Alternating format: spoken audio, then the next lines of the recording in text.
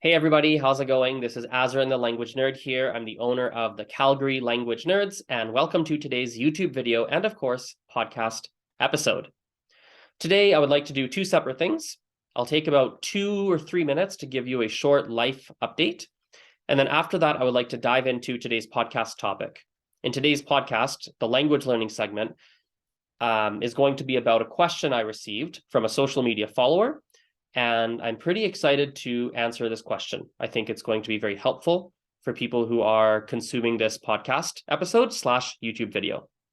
So let's start with a life update. On the personal side of things, I have been spending a lot of time learning Mandarin. I'm spending about 8, maybe 9 hours a week right now learning Mandarin by taking an advanced reading and writing class. That's 3 days a week, a literature class, and I'm doing some private Mandarin lessons. I have an intensive, roughly 6 weeks of Mandarin that I'm going to be doing. I've been learning a lot. My printing has gotten a lot better. My vocabulary has increased. I feel more fluent. I feel more comfortable. And I'm overall very happy with how my progress has been feeling in recent history. On the work side of things, on the professional side of things, I have a lot of new projects on the go. Number one, I'm working on a Gujarati self-study course. Gujarati is a language spoken in India. As if you've listened to this podcast for an extended period of time, you guys know that that's a language I speak with my family, and it's a language that I've been actively studying as well for a number of years. So I'm working on a self-study course with the Gujarati instructor who works at the Calgary Language Nerds. So that's exciting. I've been working on a Blackfoot self-study course. Blackfoot is an Indigenous language spoken in southern Alberta as well as northern Montana. So that's a chunk of Canada and a chunk of the US, essentially. So I'm working with a native Blackfoot speaker, and we've been building a self-study course, which has been a cool project. I'm working with a native Korean speaker who also teaches Korean, and we're looking at starting up some drop-in classes for Korean. So that's something that we're in the midst of building. I am trying to. We'll see if it happens, but I'm trying to get a corporate teaching client right now, which would be very exciting. That would start up probably in May. So fingers crossed on that one. That'll be great. I'm revamping some of the in-person Calgary Language Nerd Club activities. Something you may not know. So I have something resembling a language learning club that's called the Calgary Language Nerds here in Calgary. We do social events for language learners as well as a lot of drop-in style classes. To be fair, the club, quote unquote, the attendance has dropped significantly, I would say, post-COVID, post-pandemic. And I'm looking at what to do to revamp the attendance, to increase the attendance again. So I need to think of some strategies. Maybe it's having different events, funner events, changing the schedule, getting some more people involved that can actively fully focus on that project, because I have a lot of projects I focus on. I can't give it my 100% attention. So that's something else I've got on the go. I might have more projects on the go with the Calgary Language Nerds right now than I've ever had. Possibly. I'm not sure if that's true, but I definitely have a lot of projects on the go. So that's what's going on in my world nowadays. Oh, I also have a swimming course starting up again in April.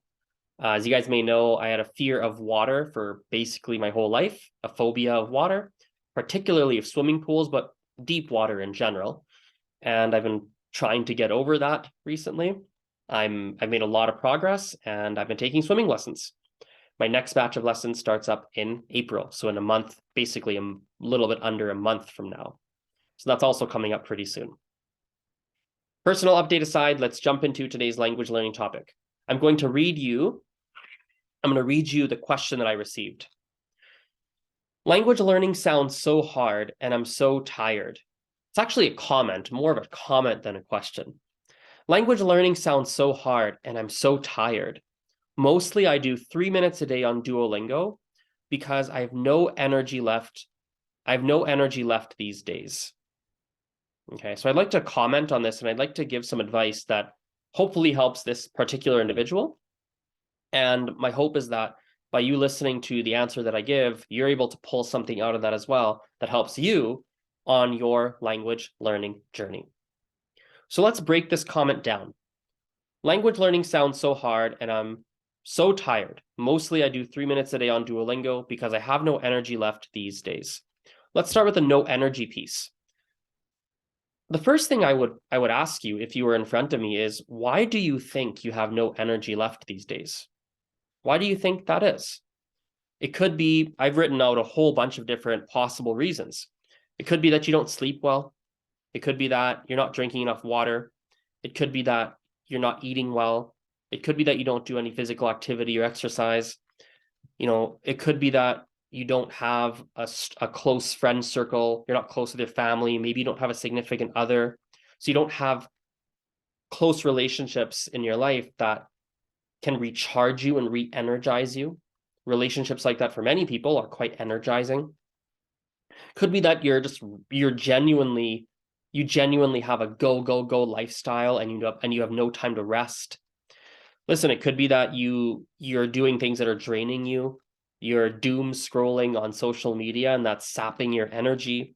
It could be that you're not doing any sort of civic duty or charity or volunteer work, because giving is often very fulfilling for people and rewarding and does give them more energy. It could be that you're not doing anything that's engaging. Maybe you don't have any hobbies that you enjoy. I've got a Spanish student that loved playing hockey at one point, and she played hockey like 3 days a week. And it was a very important part of her life. It gave her so much joy, so much energy to play hockey 3 days a week. So maybe you don't have any engaging activities. I don't know what it is, but I would ask yourself, I would maybe think about the list that I made and see if any of those resonate with you. And that's a good starting point. Definitely a good starting point. Because if you have more energy, well, that should help you. That should help you, well, have the energy, I suppose, to dedicate towards learning whatever language you're trying to learn. Let's get to another part of this comment. So this individual said, language learning sounds hard. And yeah, language learning sounds hard. So again, if you were right in front of me, the question I would ask you is, why is that? Why is it hard for you, right? Some potential reasons. Maybe you're rushing the process. Maybe you want yourself to become super fluent in a very short period of time. So you feel that time crunch, and so it feels very stressful. Maybe you don't know how to learn a language, and the methods you're using are very ineffective. In which case, go to YouTube, go to Google, and start Googling how to learn a language. You can listen to and read about people's anecdotes of how they did it, which is always great. I would also encourage you to read more academic articles, academic blog posts, watch academic videos from professors or people who have studied that in a university setting, for example, or as a PhD in something language learning related. A good place to start might be Stephen Krashen's work is a great place to start. You could even there's a lot to read, but the education piece might give you ideas of what you can do, what kinds of strategies seem to work, what kinds of strategies don't seem to work, and you can start to pick and choose what resonates with you. It could be that you're new to learning languages as a whole. Often when you start a brand new project, it's very overwhelming. It could be that you're not looking one step in front of you. It could be that you're looking at language learning as a whole, and you're looking at people who are super fluent, and you're comparing yourself to people that are super fluent, and you're not super fluent right now. And so you feel overwhelmed. There are a number of reasons as to why you might think it's difficult.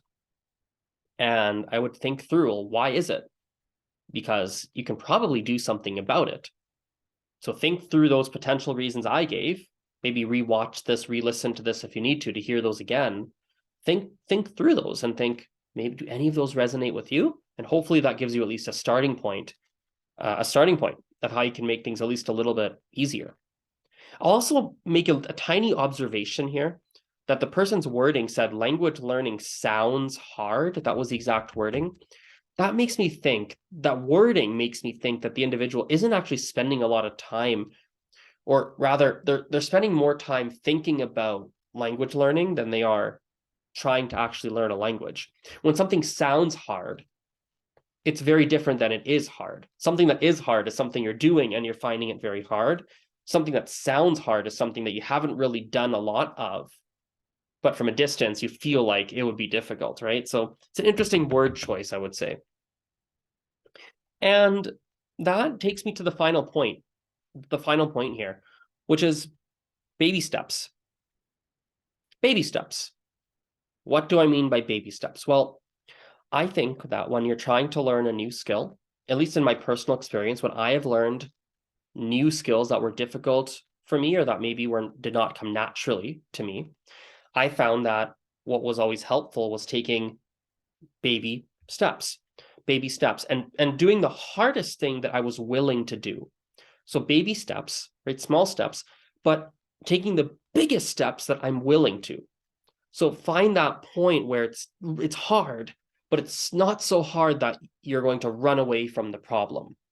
Let me give you some examples in my personal life. So I mentioned earlier that I'm learning how to swim.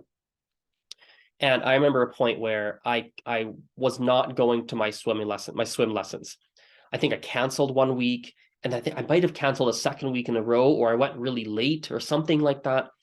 And I was thinking to myself, why am I not going to my swim lessons? What's going on? Why am I dreading it? Why am I pushing it off? I realized that going to the swimming lesson was really overwhelming for me because we were doing so many things that were really hard and uncomfortable that I didn't like, they were hard, uncomfortable, and I didn't like. And so the way that I made myself go to the lessons was I told myself that I was going to go to the lessons and I was going to tell my instructor, because they were private lessons, I was going to tell my instructor, I only want to work on this skill. I think I told her I only wanted to work on treading water. I don't want to do anything else for the entirety of the lesson.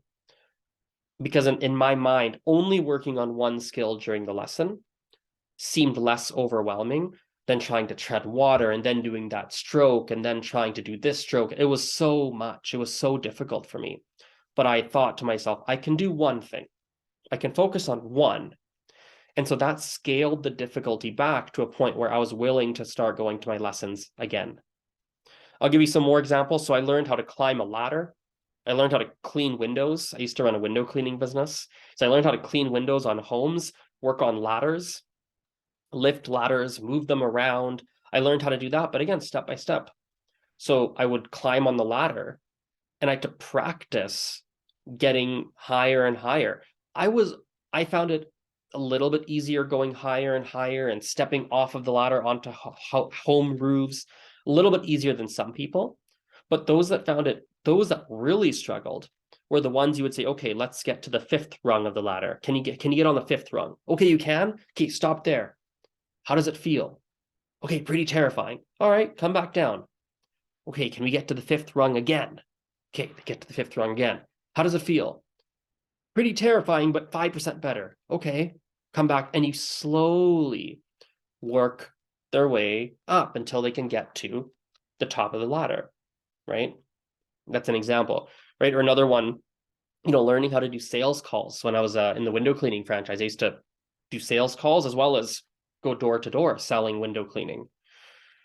God, that was also step by step. I remember sitting by the phone, having to make my calls, and I would sit there for like 20 minutes, 15 minutes, 25 minutes, thinking about that call I had to make. And I was so nervous to do it. And I had to, work my way up to it. I would first do my role plays. I had to work myself up to the point where finally I could make my calls pretty comfortably. I developed a system. I could go door to door. I developed a system and got used to it. You work your way up baby step at a time. So the key here, I think, for language, it's really for any skill. I don't think it's just for language learning. The key when you're learning a new skill is baby steps. Take baby steps, but also push yourself to the hardest. Push yourself as much as you're willing to push yourself.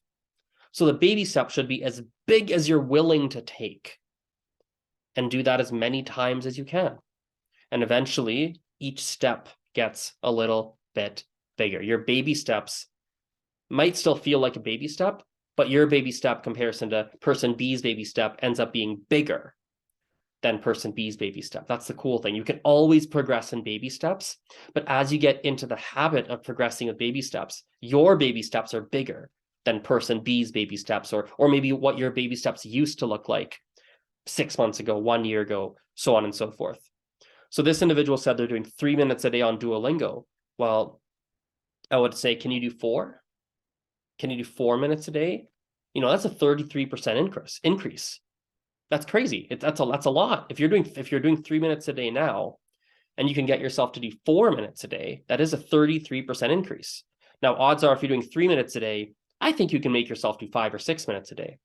And that's like getting up to 100% increase. It's a small step, but it gives you at least one initial step to take. And you keep building, keep taking little baby steps forward, push yourself to the hardest point, the furthest point that you're willing to push yourself, right? And stop there and keep doing that. Those baby steps will get bigger over time. You will get better over time, and you'll become stronger over time. You'll become more than you are over time. So let's wrap that up there. Hope you guys liked that video / podcast episode. Have a wonderful rest of your morning, afternoon, evening, night, whatever it is for you right now. And I'll see you next time. Bye-bye.